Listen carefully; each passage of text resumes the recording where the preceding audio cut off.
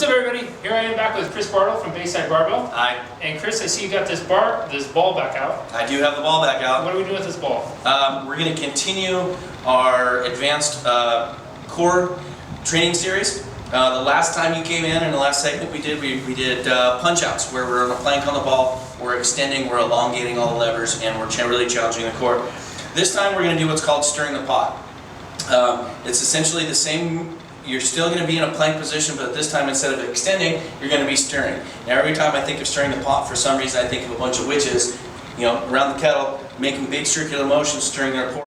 Go with the same thing. I know you're a big oatmeal fan, so we're going to stir your oatmeal, okay? Chocolate pudding. Chocolate pudding. Chocolate pudding. So go ahead and let's jump on the ball, Right. okay? And let's go ahead and start in that plank position. So Jesse's going to get in a nice plank position. He's going to get his butt tight. He's going to get his quads tight and engage his core.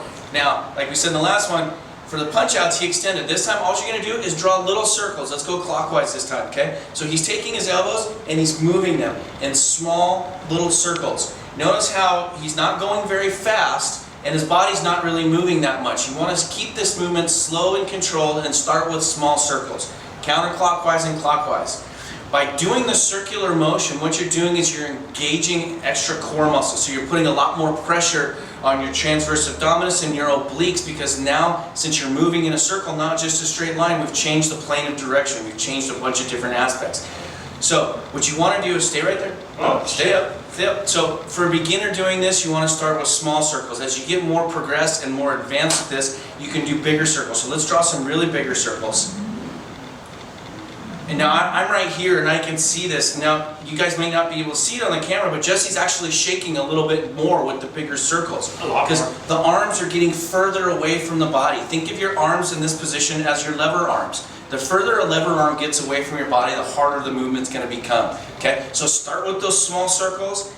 Build that stabilization strength through your core, front to back, or counterclockwise and clockwise, and then you can work your way around to getting bigger circles. Once you get proficient at that, with your feet on the ground, the next way to progress to make this even harder is bring your feet up onto a bench. So instead of being at an angle, all of a sudden you're parallel, and that's going to make the movement twice as hard. I think, Chris, I see why you see the three witches, because this is like stirring up a evil spell. I heard it, I felt it, I was sweating from it, just that little bit. So again, it doesn't take a lot, and what Chris was saying is really important, right? There's progression. So a lot of times people get on these and they start just this really aggressive motion, and that's not really working your stomach. That's doing some funky thing that's going to do you more harm than good. Keep it small and tight, and then as you get stronger, expand your range of motion, expand your space. But start off small. Smaller is always going to be better with this. Exactly. Now one thing that, go ahead and jump back up here. Let's show some people what we don't want to have happen, okay?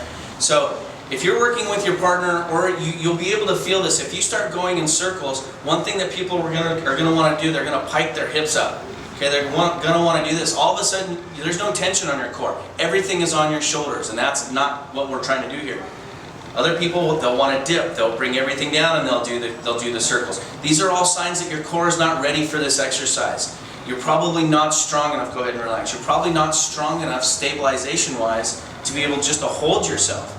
So before you get to the reach outs or to this, start with just a basic plank hold on the bar and build your strength up there. Again, what we're showing you here with the circles and what we showed you in the previous segment with the punch outs, they're more advanced core movements. So if you're a beginner, start on the ground. Okay? If you're in the more advanced stuff, this is going to be a good progression for you. But remember, safety first. If you're feeling it in your back, or you're starting to pike up, or your hips are dropping, that's probably a sign that you're just not quite ready for this exercise yet. Yeah, perfect, Chris. And then one last question: when do you think, what's a good measure for somebody to progress from a plank, just a regular plank, to working up onto the ball? They can hold it for 3 seconds. I would say a minute. If you can hold it, I mean, holding a plank is probably one of the most boring things in the world, besides watching Grey's Anatomy. So the one thing that you're going to want to do is, if you can hold it for a minute. Sorry, I couldn't resist. If you can hold a plank for a minute, then you can move up to the ball. But there's a bunch of other factors. Some people can hold planks for minutes and minutes on ends, but they're not really doing them right, and I digress. That's a whole other segment. But if you can basically hold a plank for a minute, you're ready to come up onto a ball. Cool. Awesome, Chris. Thanks a lot. See you guys later. Yeah.